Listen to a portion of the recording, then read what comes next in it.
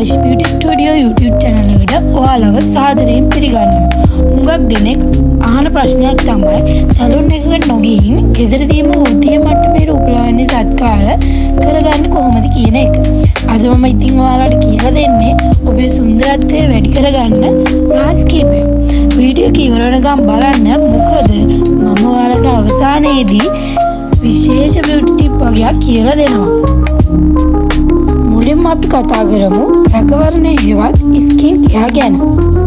නිරෝගී සමක් කියන්නේ ලස්සන වෙන්න තියෙන ප්‍රධානම රහස.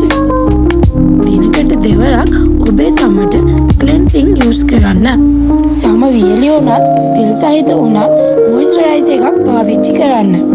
සැලූන් එකකදී වුණත් අපිට දෙන ලොකුම රහස තමයි සන්ස්ක්‍රීන් එකක් පාවිච්චි කරන්න දෙන එක. ඉතින් ඊළඟට ලස්සන දේ තමයි කෙස් කලඹ. ඉතින් කෙස් කලඹ ලස්සනට තියාගන්නවා නම් ඕන කෙනෙක් කැබිලා පේනවා.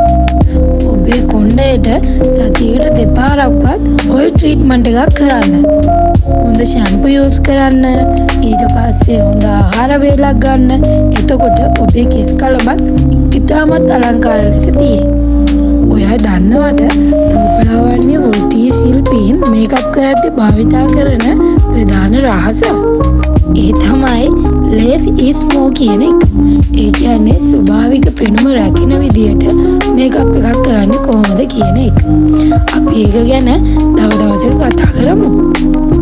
අද වීඩියෝ එකේ අන්තිමට දෙන විශේෂ ප්‍රදේශනය තමයි ඔබ බාහිරින් මොන සත්කාර කරත් ඔයා සතුටින් ඉන්න එක, ජලය හොඳින් පානය කරන එක ඔබේ සුන්දරත්වයට ඍජුවම බලපානවා. ඉතින් මේ වීඩියෝ එක ඔයාලට ප්‍රයෝජනවත් වුණා නම් ලයික් කරන්න. ඒ වගේම ඔයාගේ අදහස කමෙන්ට් කරගෙන යන්න. මේ වගේ තවත් රූපලාවන්‍ය රහස් දැනගන්න අදම by Harshi beauty studio YouTube channel එක subscribe කරන්න. ලබන සතියේ අලුත් වීඩියෝ එකකින් හමු වෙමු. සුබ දවසක්.